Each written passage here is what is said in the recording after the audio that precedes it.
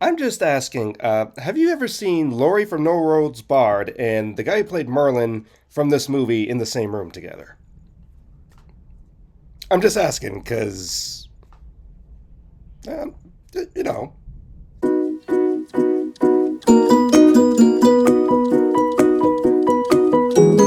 Hello, hello. My name is Brandon Wheeler. Welcome to my channel. I'm an indie author who makes video game stuff and book reviews because I'm an indie author. I like doing some book review stuff, but also do some movie reviews and things from time to time, and this is one of them.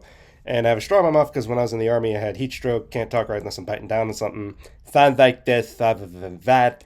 So it's just a way to get around. Moving on. All right. It's been a little bit since I did a movie review, but this one is on Excalibur. And here's the thing. Reason I actually saw this movie months ago, but I didn't make a review of it because I had to really think about it. I was just like, okay, this movie is based off the Arthurian legend, and from what I can tell from people saying stuff online, it's probably the most accurate version, or at least kind of accurate to trying to combine the different methods of the lore and myth and everything into the Arthurian thing. Of course, you can't fit everything, but just an idea as a movie form that this is kind of like one of the best versions out there, and at least the more famous out of everything. It came out in the 80s, and it definitely has an 80s visual look. But the reason why I wanted to see it is because delving into stuff, because I'm running a fantasy series. I have two books out. Third one's on way, but I just was like, okay, kind of getting some inspiration for it and everything, trying to see kind of just besides Lord of the Rings and Narnia, what kind of fantasy stuff's out there, and Arthur would be a perfect fit for that. Thing is, my experience with King Arthur relates to a couple things beforehand. It relates to my brother liking the Sword and Stone um, cartoon movie by Disney. Uh, that's one of his favorite movies, so we watched that several times.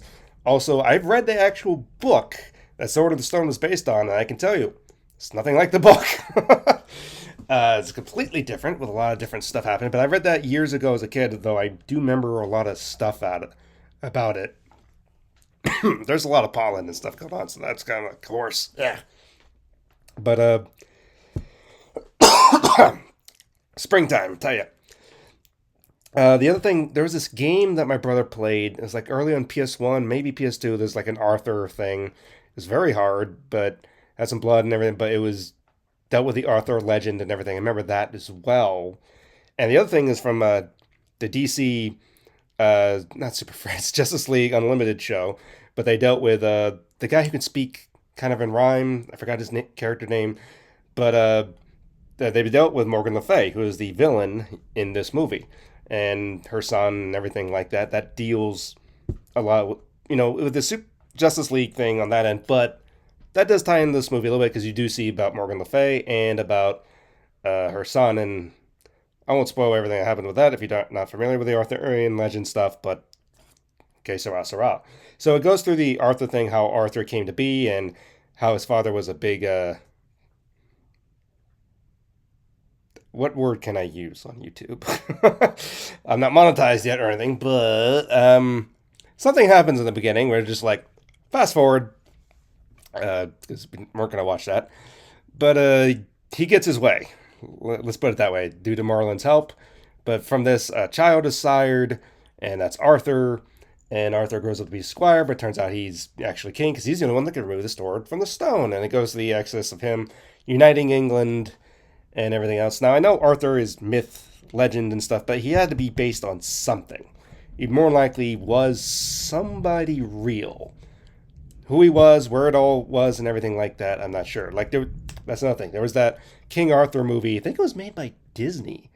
It's like Disney tried dipping its toes into the like epic kind of movie things that came out in the 2000s with like Troy 300.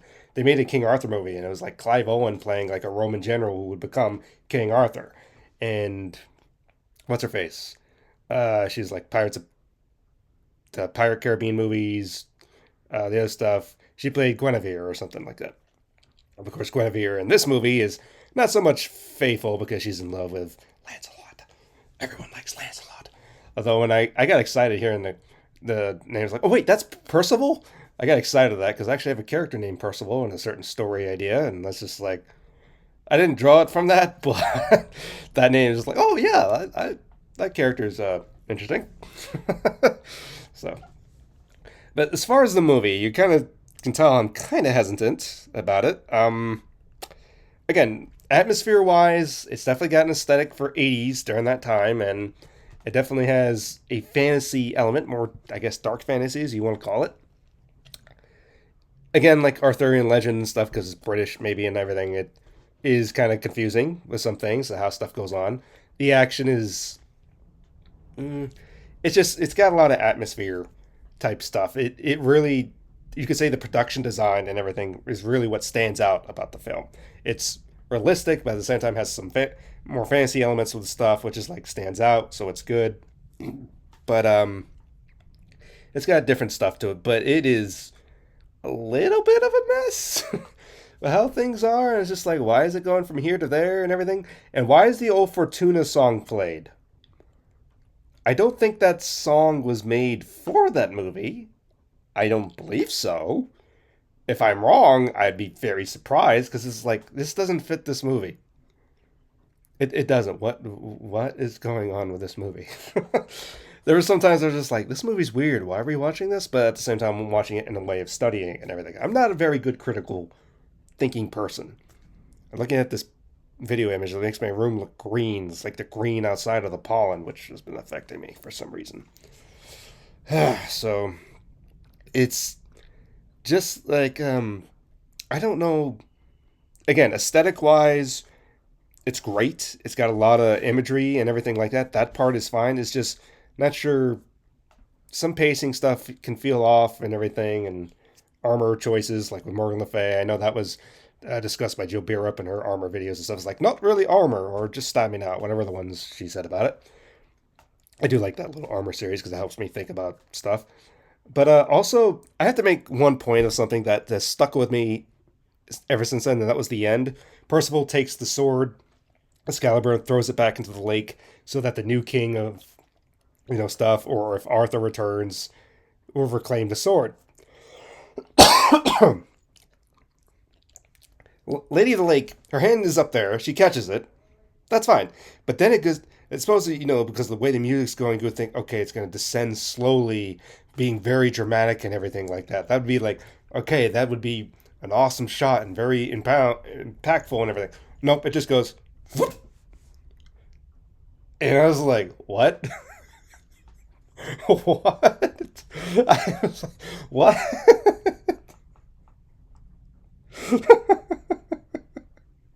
It still makes me laugh because of all the things in this movie, that one going, whoop, whoop. What? It just seems so out of pace with the rest of the movie, which is like the fantasy stuff. It's just like, what was that for? It made no sense. But it was, so overall, I would say, yeah, you could watch the film. I mean, I definitely would suggest it for Arthurian stuff and for just fantasy stuff in general. There are some things in it that, of course, the beginning skip and different things. Well, at least that part is what I'm saying. But overall, yeah, it is a very interesting movie. And if it's the closest thing we can kind of get to some Arthurian legend stuff, it's interesting for that point. But 80s movies. Like, I'm sure there's Conan Barbarian. There's a lot of 80s movies. There's an aesthetic with the 80s that is just, you can't really match. Because the two golden ages of America, let's just be honest, was the 1950s, and you could say the 1980s. I would say as an aesthetic and everything, because people pretty much want to look to those times. It's not just nostalgia, it's pretty much those two times you could say were the high points, you could say, of America and stuff. It's raining now, so that's taking away pollen.